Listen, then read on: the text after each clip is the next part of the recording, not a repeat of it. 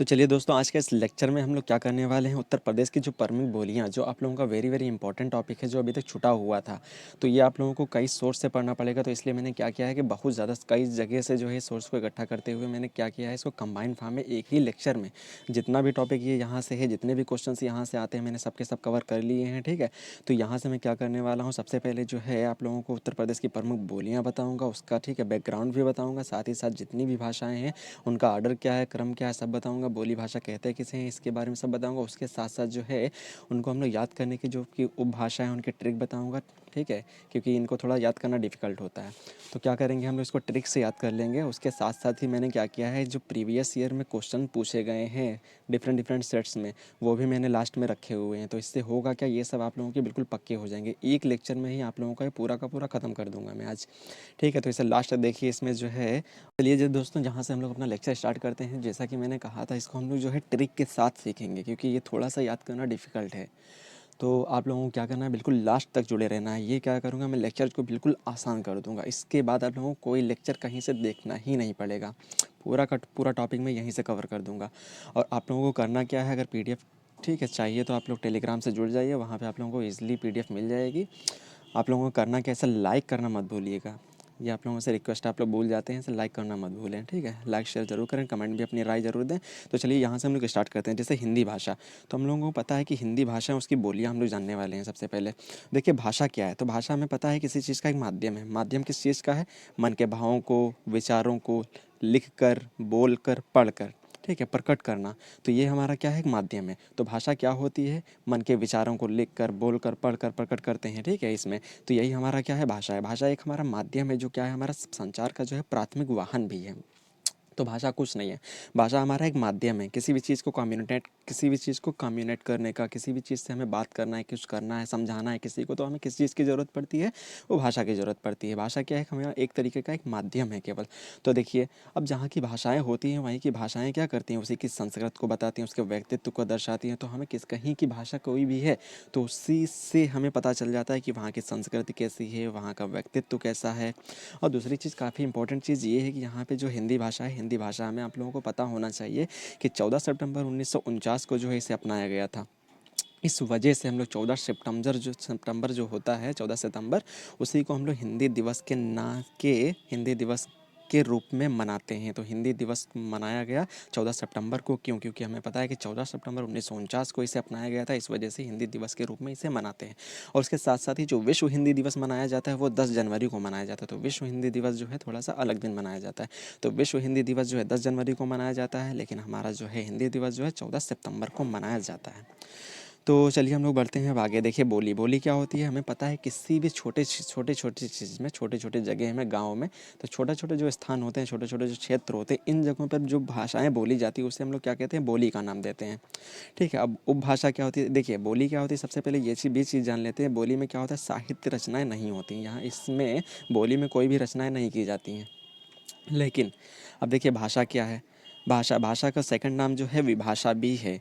अब देखिए थोड़ा सा ही बोली अगर विकसित हो जाती है, ज़्यादा दूर तक ही उसका विकास हो जाता है, उसी को हम लोग क्या कहते हैं, तो उपभाषा या विभाषा के नाम से हम लोग जानते हैं। तो देखिए, अगर बोली में ठीक है साहित्य रचनाएं होने लगी, थोड़ा सा इसका रूप जो है विकसित हो जाए, तो उसी का विकसित रूप हमारा उपभाषा कहलाता है। तो भाषा क्या होती है, तो भाषा हमें पता है ये एक विस्तृत क्षेत्र में बोली जाने वाली है। तो ये जो है बात करने का माध्यम भी होता है अलग अलग, ठीक है, शहरों में, अलग अलग जगहों में, अलग अलग देशों में। तो एक विस्तृत क्षेत्र में यूज़ की जाती है। इसमें जो है अलग अलग रचनाएं, ठीक है, भाषा क्या होती है, भाषाओं में हम लोग रचनाएं भी होती हैं। तो भाषाओं में जो होता है रचनाएं भी की जाती हैं।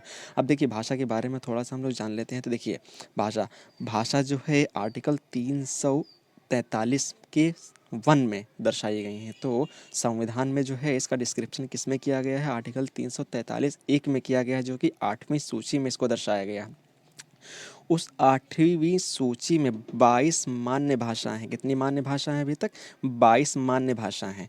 उस 22 मान्य भाषाओं में आप लोगों को याद रखना है कि हिंदी उसकी मान्य भाषा नहीं है। तो उसकी 22 सूची में जो है जितनी भाषाएँ सम्मिलित की गई हैं उसमें इंग्लिश जो है उसमें नहीं है, ठीक है? इंग्लिश को उसमें एक्सेप्ट नहीं किया गया है। अब देखिए एक चीज़ और आप लोगों को यहाँ से याद रखना है कि भारत की राजभाषा जो है हिंदी है। भारत की राजभाषा कौन-सी है? वो हिंदी है। और इसकी लिपि कौन है? तो इसकी लिपि जो है देवनागरी है। तो देखिए लिपि क्या होती है? लिपि क्या होती है? देखिए जैसे हम लोग का, खा, गा, घा ये सब वर्ड यूज़ करते हैं, कुछ टर्मिनोलॉजी यूज़ करते हैं, तो देखिए या चिन्ह यूज़ करते हैं, उसी को हम लोग लिपि के नाम से जानते हैं। तो देखिए लिपि क्या होती है? शब्दों के लिए जो चिन्हों का प्रयोग किया जाता है उसी को हम लोग लिपि कहते हैं, ठीक है? तो भारत की जो राजभाषा है वो हिंदी है। लिपि कौन सी है? देवनागरी है, ठीक है? लिपि याद रखना है और राजभाषा दोनों याद रखना है आप लोगों को। तो देखिए यहाँ से जैसे हम लोग बोली उपभाषा और भाषा को कैसे समझ सकते हैं? जैसे कि मान लेते हैं कि कोई हमारा गाँव है, गाँव में जैसे बोली जाती है बोली। और उपभाषा के लिए हम लोग समझ सकते हैं कि ये कोई कस्बा है, तो कस्बा में बोली जाती है मान लेते हैं उपभाषा। तो शहर क्या है उसके लिए? वो हमारा भाषा हो जाएगा। तो छोटी-छोटी जगहों पे बोली जाने वाली जो भाषाएँ होती हैं उसे बोलियाँ कहते हैं। थोड़ा-सा विकसित रूप उसका उपभाषा कहलाता है। जो विस्तृत रूप से विकसित होता है उसे हम लोग भाषा के नाम से जानते हैं। अब देखिए यहाँ से वेरी वेरी इंपॉर्टेंट क्वेश्चन आता है कि क्रम किससे कौन बना है, ठीक है? ये क्रम आप लोगों को बिल्कुल रट्टा मार लेना है। अब देखिए सबसे पहले क्या आया? संस्कृत। संस्कृत से निकली पाली, पाली से निकली प्राकृत, प्राकृत से निकली अपभ्रंश, अपभ्रंश से आई हिंदी, ठीक है? अब हिंदी, हिंदी का जो अपभ्रंश है वो क्या है? शोरसेनी है। अब देखिए अपभ्रंश मतलब उसका थोड़ा सा पहले वाला रूप या थोड़ा सा बिगड़ा हुआ रूप, उसी को हम लोग क्या बोलते हैं? अपभ्रंश बोलते हैं। तो हिंदी का जो अपभ्रंश है वो शोरसेनी है, ठीक है? हिंदी का जो अपभ्रंश है वो क्या है हम लोगों को याद रखना है? वो शोरसेनी याद रखना है, ठीक है? चलिए यहाँ से थोड़ा और हम लोग जान लेते हैं। अब देखिए संस्कृत क्या होती है? संस्कृत जो है सभी जितनी भी भाषाएं सबकी आदि जननी क्या है? क्योंकि सभी भाषाएं कहाँ से निकली? संस्कृत। देखिए संस्कृत से पाली निकली, पाली से प्राकृत निकली, प्राकृत से ही अपभ्रंश निकली, अपभ्रंश से ही हिंदी निकली, ठीक है? और इसीलिए क्या कहा जाता है? हिंदी का जो अपभ्रंश है वो शोरसेनी है, लेकिन सभी की जननी क्या है? सभी की जननी संस्कृत है। तो हिंदी की जननी क्या है? हिंदी की आदि भाषा क्या है? तो हमें पता है संस्कृत है। तो अपभ्रंश की आदि भाषा क्या है? संस्कृत है। तो सभी की जो आदि या जननी भाषा जो है वो हमें पता है कि संस्कृत है। अब देखिए यहाँ से थोड़ी चीज़ हम लोग और जान लेते हैं, जैसे कि ये है, आप लोगों को दिख रहा होगा। देखिए जितने भी वेद ग्रंथ लिखे गए हैं, ठीक है, सॉरी, जितने भी बौद्ध ग्रंथ लिखे गए हैं वो सभी के सभी पाली भाषा में लिखे गए हैं। तो जितने भी बौद्ध ग्रंथ लिखे गए हैं वो सभी पाली भाषा में लिखे गए हैं। उसके साथ साथ जो जितने जैन धर्म के जितने भी ग्रंथ लिखे गए हैं वो प्राकृत भाषा में लिखे गए हैं, ठीक है? तो जितने भी जैन धर्म, तो ठीक है, जैन वाला कौन सा है? प्राकृत है। और जो है हमारा पाली, ठीक है, इसमें बौद्ध ग्रंथ लिखे गए हैं। बौद्ध ग्रंथों की रचना जो पाली में की गई है, उसी तरीके से जैन धर्म के ग्रंथों की रचना प्राकृत में की गई है। ये सीक्वेंस आप लोगों को याद रखना है। तो चलिए अब हम लोग आगे बढ़ते हैं। तो आगे बढ़ते हैं उसमें हम लोग देखेंगे क्या? हिंदी भाषा में हमें पता है कि प्रमुख 18 बोलियाँ होती हैं, ठीक है? अब इसी को हमें याद रखना है, बिल्कुल रट्टा मार लेना है इसको, ठीक है? इसको रट्टा तो मारना नहीं है, आप लोगों को मैं अभी याद करा दूंगा। जस्ट 2 मिनट के अंदर आप लोगों को ये याद हो जाएगा। देखिए अब जैसे क्या है हिंदी, एक बार मैं करा दूं आप लोगों को, दोबारा इसे फिर से समझना है, फिर से देखना है, बस दोबारा में आप लोगों को तुरंत समझ में आ जाएगा। देखिए हिंदी भाषा, अब हमें पता है कि हिंदी भाषा में जो है प्रमुख 18 बोलियाँ हैं, ठीक है? और प्रमुख 18 बोलियाँ हिंदी भाषा में, उन भाषाओं में 5 उपभाषाएँ भी हैं। कौन-कौन सी उपभाषाएँ हैं? पश्चिमी हिंदी, पूर्वी हिंदी। तो ये अभी आप लोगों को तब पक्का हो जाएगा जैसे इस इनके ऊपर मैं क्वेश्चन कराऊँगा, ये बिल्कुल पक्का हो जाएगा। तो देखिए पश्चिमी हिंदी, पूर्वी हिंदी, ठीक है? बिहारी हिंदी, पहाड़ी हिंदी, राजस्थानी हिंदी। तो देखिए हिंदी में 18 प्रमुख बोलियाँ हैं, उसमें 5 उपभाषाएँ हैं। कौन-कौन सी? पश्चिमी हिंदी, पूर्वी हिंदी, बिहारी हिंदी, पहाड़ी हिंदी, राजस्थानी हिंदी।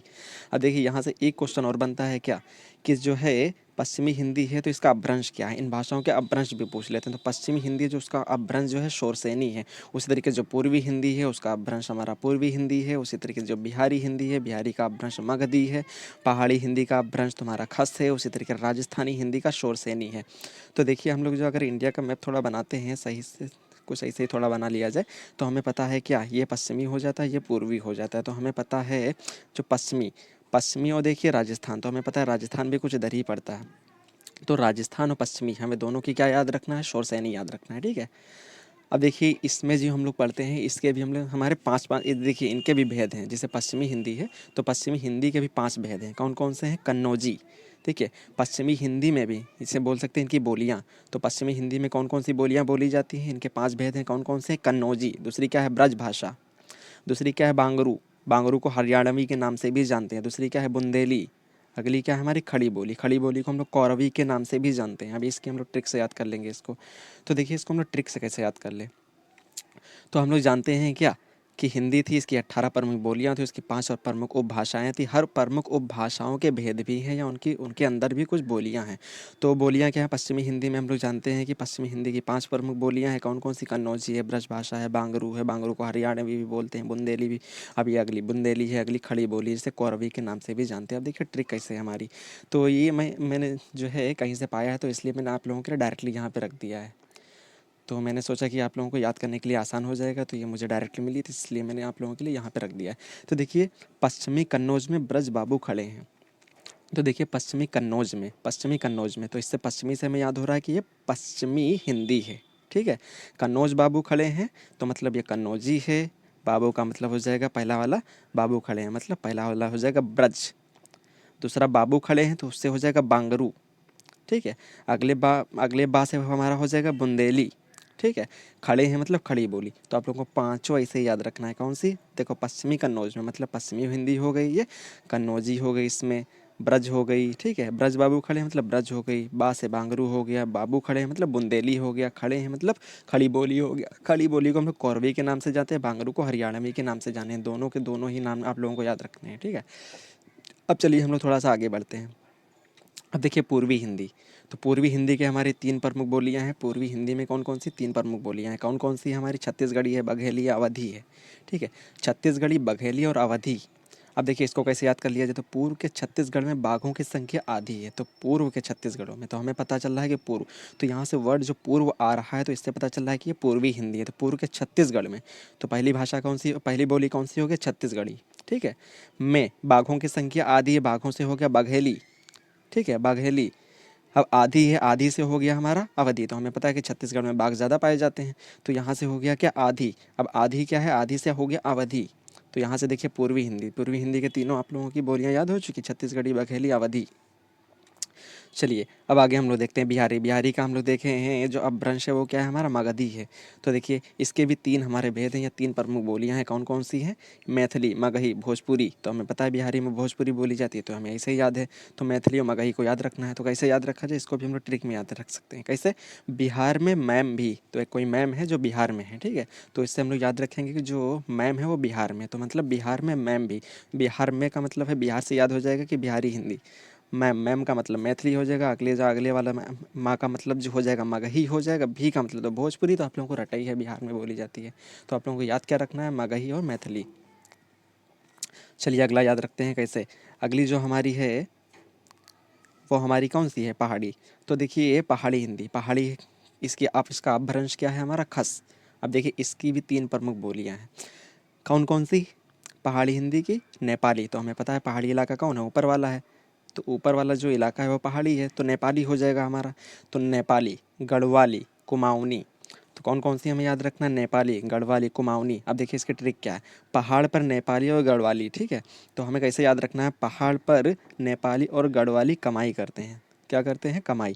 तो पहाड़ पर नेपाली और गढ़वाली, तो नेपाल में जो है कमाई की जाती है। तो पहाड़ पर तो नेपाली, तो पहाड़, नेपाली इलाका जो पहाड़ी इलाका है, तो पहाड़ पर जो है नेपाली और गढ़वाली कमाई करते हैं। तो कैसे याद रखना है? तो पहाड़ी का सबसे पहले अपभ्रंश याद रखना जो कि खस है। गारो, जयंती, खस वगैरह सब उधर आते हैं, तो पहाड़ से आप लोग इसे याद कर सकते हैं।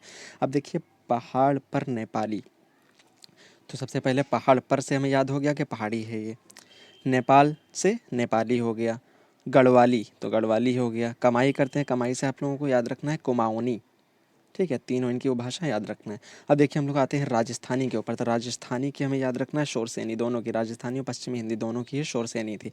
तो राजस्थानी हिंदी के हमारे 4 उपबोलियाँ हैं। कौन-कौन सी? जयपुरी है, तो हमें पता है राजस्थान में जयपुर है, तो जयपुरी हो गया। मेवाती, मेवात भी उधर है, तो मेवाती बोली जाती है। मालवी भी, मालवा उधर है, मालवी बोली जाती है। मारवाड़ी भी बोली जाती है। अब देखिए कौन सी? जयपुरी, मेवाती, मालवी, मारवाड़ी। ठीक है, मारवाड़ी। अब देखिए यहाँ से आप लोगों को पता भी होगा, अगर जगह याद है तो जगह से भी ये याद हो जाएगा। तो जयपुरी, मेवाती, मालवी, ठीक है, मारवाड़ी। अब देखिए हम लोग कैसे याद करेंगे? राजस्थान के जयपुर में मेवा और माल की चोरी पर पड़ी मार। किस पे मार पड़ी है? तो राजस्थान के जयपुर में। तो राजस्थान के जयपुर में से पता चला है राजस्थानी हिंदी है। जयपुर पहली हो गई से जयपुरी हो गई। ठीक है, अब मेवा से हो गया मेवाती, माल चोरी। ठीक है, तो माल से हो गया मालवी, चोरी पर पड़ी मार, मार से हो गया मारवाड़ी। तो आप लोगों को ये याद हो चुकी होंगी। हम इसे दोबारा देख लेंगे, ठीक है, पक्का बिल्कुल हो जाएगा। तो चलिए यहाँ से हम लोग देख लेते हैं, फिर से एक बार देख लेते हैं। देखिए मैंने क्या बताया, हिंदी भाषा है जो उसकी प्रमुख 18 बोलियाँ हैं, ठीक है। अब देखिए इसमें सबको काउंट कर लीजिए, 5 + 3 8, 3 11, 3 14, 4 18, ठीक है। इनको जो उपभाषाओं में डिवाइड कर दिया गया था। अब देखिए उसकी भी एक ट्रिक है, कैसे याद रखेंगे जो उपभाषाओं को याद करने का। पूर्वी एवं पश्चिमी पहाड़ी पर बिहारियों का राज। तो कैसे याद रखेंगे, पूर्वी एवं पश्चिमी पहाड़ी पर बिहारियों का राज। तो उपभाषाएं कैसे याद की जाएंगी, देख लीजिए। तो देखिए पूर्वी से पूर्वी भाषा, पश्चिमी से पश्चिमी भाषा, पहाड़ी से पहाड़ी भाषा, बिहारी से बिहारी भाषा, राज से राजस्थानी भाषा। तो आप लोगों को ये पाँचों के पाँचों उपभाषाएं याद हो चुकी होंगी। चलिए अब हम लोग क्वेश्चन कर लेते हैं, ताकि हम आज पहले से यहाँ से मैप देख लीजिए। तो देखिए जहाँ पे जो भाषा बोली जाती है वो इसमें अच्छी तरीके से दिखाया गया है। देखिए पश्चिमी मारवाड़ी, मेवाती, जयपुरी, भीली, मालवी, खंड बुंदेली, खड़ी बोली, ब्रजभाषा, कन्नौजी, अवधी, नेपाली, ठीक है, भोजपुरी, पूर्वी, बघेली, छत्तीसगढ़ी, मैथिली, मगही, इधर बांग्ला बोली जाती है, इधर उड़िया बोली जाती है, तेलुगु बोली जाती है, मराठी बोली जाती है, गुजराती बोली जाती है। तो ये आप लोग यहाँ से मैप से भी याद कर सकते हैं, ठीक है। तो चलिए अब हम लोग क्वेश्चन करना शुरू करते हैं यहाँ से। तो देखिए यहाँ पे सबसे पहले हमारा क्वेश्चन क्या, आयो शब्द निम्नलिखित में से किस बोली का है। तो देखिए यूपी पीसीएस में पूछा गया है प्री में। तो आयो शब्द हमें याद रखना है, जो ये ब्रज भाषा का शब्द है। अगला क्वेश्चन क्या करा है, निम्नलिखित बोलियों में से पूर्वी हिंदी की बोली नहीं है। देखिए अभी हम लोग जस्ट में पढ़ के आए पूर्वी हिंदी, तो पूर्वी हिंदी का शब्द नहीं है। तो हम लोगों ने क्या याद रखा था, पूर्व के छत्तीसगढ़ में बाघों की संख्या आधी है। तो पूर्व के छत्तीसगढ़ में, यहाँ से हमें पता चला था पूर्वी है, तो पूर्व के छत्तीसगढ़ में यहाँ से छत्तीसगढ़ी था। छत्तीसगढ़ में बाघों की संख्या आधी है। बाघों से हो गया था हमारा बघेली, आधी से अवधि हो गया था। तो देखिए अवधि भी मिल रहा है, छत्तीसगढ़ी भी मिल रहा है, बघेली भी मिल रहा है। इसका मतलब जो पूर्वी बोली नहीं है वो कौन, भोजपुरी नहीं है। तो भोजपुरी हमें पहले से ही याद था, बिहारी है। अब नंबर 3, निम्नलिखित युग्मों में से कौन सा युग्म गलत है। तो देखिए कौन सा गलत है। तो हमें पता है ब्रज भाषा, तो ब्रज भाषा तो हमें पता है, मैंने क्या बताया था, राजस्थान साइड में है। तो राजस्थान में तो क्या बोली जाती है, ठीक है, ब्रज भाषा बोली जाती है उधर। तो देखिए वो तो पश्चिमी बोली है, पश्चिम में था। अब देखिए अवधि, तो अवधि हमें पूर्वी हिंदी है, ये भी हमें याद है। अभी जस्ट में हम लोग देखा है पूर्व के छत्तीसगढ़ में बाघों की संख्या आधी है, अवधि हो गया। अब देखिए खड़ी बोली, तो खड़ी बोली कहाँ बोली जाती है, पश्चिमी हिंदी। अभी मैंने जस्ट इसी से आप लोग ऊपर वाले से ट्रिक से याद कर सकते हैं। देखिए भोजपुरी ये क्या सही है, पूर्वी। ये तुम्हारी भोजपुरी जो है पूर्वी हिंदी नहीं है। तो भोजपुरी हमारी किस में आई थी, बिहारी हिंदी में आई थी, आप लोगों को अच्छे से याद है। तो देखिए हम लोग अगला क्वेश्चन कर लेते हैं, पश्चिमी हिंदी की सर्वाधिक प्रमुख बोली इनमें से कौन है। बस ये आप लोगों को क्वेश्चन याद ही रखना है। तो पश्चिमी में हम लोग क्या सीखे थे कि पश्चिमी कन्नौज में ब्रजबाबू खड़े हैं। तो पश्चिमी कन्नौज में तो पश्चिमी भाषा हो गई थी, कन्नौज में कन्नौजी हो गई थी, ठीक है। ब्रजबाबू खड़े हैं तो ब्रज भाषा हो गई थी, खड़े हैं खड़ी बोली हो गई थी। और उसके बाद क्या था, ये हमारा बांगरू, ठीक है, ये हो गई थी। लेकिन आगे देखिए बुंदेली, ये सारी क्या थी, खड़े हैं। ब्रज बाबू खड़े हैं मतलब ब्रज से मैंने ब्रज भाषा कराया था, बाबू खड़े हैं, बा से बुंदेली हुआ था, बा से बांगरू हुआ था। अगला हमारा क्या है, इसमें सबसे चारों देखिए किसकी हैं, पश्चिमी हिंदी है। लेकिन उनमें भी पूछ लिया है कि जो है सबसे सर्वाधिक प्रमुख बोली का, सबसे ज़्यादा यहाँ ब्रज भाषा बोली जाती है। तो क्योंकि पता है ब्रजवासी ज़्यादातर उधर की ब्रज भाषा ही बोली जाती है। चलिए आगे देखते हैं, हिंदी खड़ी बोली किस अपभ्रंश से विकसित हुई है। तो मैंने अपभ्रंश याद कराया था, अपभ्रंश मैंने क्या कहा था, इनको याद रखना ही है। तो देखिए कह रहा है हिंदी खड़ी बोली, तो खड़ी बोली किस में आती थी, मैंने क्या बताया था, खड़ी बोली जो है पश्चिमी में आती थी। कि क्या ट्रिक बताई थी, पश्चिमी कन्नौज में ब्रज बाबू खड़े हैं से खड़ी बोली, तो पश्चिमी आ रहा है ना, पश्चिमी। तो मैंने याद रखाया था दोनों की, एक तो राजस्थानी, दूसरी किसकी, पश्चिमी की। दोनों की ही मैंने बताया था, क्या दोनों की ही जो है इसकी मैंने ट्रिक याद कराई थी। दोनों को ही ट्रिक में मैंने बोला था इसे याद ही रखना है बस। क्या बताया था मैंने, शोर सैनी, क्या बताया था, शोर सैनी। दोनों को ही शोर सैनी है, दोनों की ही आप लोगों को इसे याद रखना है। तो इसका क्या हो जाएगा, देखिए यहाँ से हो जाएगा ऑप्शन सी, शोर सैनी। अब देखिए छत्तीसगढ़ी बोली हिंदी के किस उपभाषा के अंतर्गत आती है। तो छत्तीसगढ़ी बोली हिंदी की किस उपभाषा के अंतर्गत आती है। तो छत्तीसगढ़ी अभी हम लोगों ने देखा है, क्या कहा था, पश्चिमी कन्नौज में ब्रज बाबू खड़े हैं। तो सीधा सीधा आंसर इसका क्या हो जाएगा, और सॉरी छत्तीसगढ़ी पूछा है, छत्तीसगढ़ी बोली किस उपभाषा वर्ग के अंतर्गत आती है। तो हमारी छत्तीसगढ़ी, तो छत्तीसगढ़ी मैंने क्या याद कराया था, पूर्व के छत्तीसगढ़ में बाघों की संख्या आधी है, पश्चिमी नहीं पूछा है यहाँ पे, छत्तीसगढ़ी पूछा। तो हमें क्या याद था, पूर्वी। कैसा ट्रिक थी, पूर्व के छत्तीसगढ़ में बाघों की संख्या आधी है। अब चलिए हम लोग आगे बढ़ते हैं कि बघेली बोली का संबंध किस उपभाषा से, बघेली बोली का संबंध किस उपभाषा से है। तो बघेली भी हमारी किस में आई थी, पूर्व के छत्तीसगढ़ में बाघों की संख्या आधी है, बाघों से बघेली। तो बघेली पूर्व से पूर्वी हिंदी। अब देखिए कोरवी, तो मैंने क्या कहा था, कोरवी को याद करने के लिए जो खड़ी बोली थी मैंने कहा था उसे याद रखना कि खड़ी बोली को कोरवी बोली भी कहा जाता है। ठीक है। तो कोरवी किस बोली के अंतर्गत आती है? ये खड़ी बोली के अंतर्गत आती है। निम्नलिखित में से कौन सी बोली पश्चिमी हिंदी के अंतर्गत नहीं आती है? तो पश्चिमी बोली के अंतर्गत पश्चिमी के ट्रिक याद कर लीजिए। पश्चिमी कन्नौज में ब्रज बाबू खड़े हैं। अब देख लीजिए इसमें कौन कौन नहीं आती है। खड़ी बोली भी आती है, ब्रज भी आती है, कन्नौजी भी आती है, लेकिन अवधी नहीं आती है। अब देख लीजिए, चलिए आगे बढ़ते हैं। बांगरू किस उपभाषा वर्ग की बोली है? तो बांगरू किस भाषा की बोली है? तो बांगरू में हम लोगों ने कैसे याद किया था? अब देखिए बांगरू के लिए आ जाते हैं। तो ये हमारा करेंगे, तो कैसे हम लोगों ने ट्रिक याद की थी? पश्चिमी कन्नौज में ब्रज बाबू खड़े हैं, ब्रज से भाषा हो गई थी, बाबू से बांगरू हो गई थी, तो ये पश्चिमी हिंदी है। तो पश्चिमी से ज़्यादा क्वेश्चन पूछे जा रहे हैं। तो चलिए हम लोग आगे बढ़ते हैं। पश्चिमी हिंदी की सर्वाधिक प्रमुख बोली इनमें से कौन है? यूपी टीजीटी में पूछा गया है 2002 में। पश्चिमी हिंदी की सर्वाधिक प्रमुख बोली इनमें से कौन सी है? तो पश्चिमी की तो हमें पता ही है, ब्रजभाषा है। ठीक है, तो यही से याद होगा। तो ब्रजभाषा है सर्वाधिक प्रमुख बोली। अभी यही क्वेश्चन रिपीट हुआ था, मैंने अभी बोला था, इसको रट्टा मार लो बिल्कुल, क्योंकि चारों ही पश्चिमी हैं, लेकिन उसमें भी सबसे ज़्यादा प्रिय कौन सी थी? ब्रजभाषा। अब देखिए ब्रजभाषा है, तो ब्रजभाषा कौन सी है? बिहारी है कि पूर्वी है कि पश्चिमी है कि पहाड़ी है? तो हमें पता है ये कौन सी है, ये हमारी पश्चिमी है, ब्रजभाषा। ठीक है, ब्रजभाषा अभी तो कितनी बार भाई उसी से क्वेश्चन रिपीट हो रहे हैं, पश्चिमी से ज़्यादा से ज़्यादा। अब देखिए विनय पत्रिका की भाषा, ये आप लोगों को रट्टा मारना है। ये विनय पत्रिका जो है ब्रजभाषा में लिखी गई है। विनय पत्रिका जो है ब्रज भाषा में लिखी गई है। अब देखिए हिंदी भाषा के उद्भव और विकास का सही क्रम चुनिए। तो मैंने क्या बताया था क्रम? संस्कृत से पाली, पाली से प्राकृत, प्राकृत से अपभ्रंश, अपभ्रंश हिंदी आई थी उसी में शोरसेनी, अपभ्रंश शोरसेनी फिर हिंदी, ठीक है। तो उसमें पश्चिमी हिंदी खड़ी बोली, ये इसका क्रम हो जाएगा करेक्ट। ठीक है, तो यहाँ से जो है लगभग मैंने सारे क्वेश्चन कवर करा दिए हैं, बस आप लोगों को प्रैक्टिस करना है। ठीक है, ये आप लोगों का लेक्चर यहाँ से कंप्लीट हो रहा है। तो आप लोग इसे लाइक शेयर सब्सक्राइब करना ना भूलें। ठीक है, अपना जो भी सजेशंस हैं आप लोग ज़रूर दें। Thank you.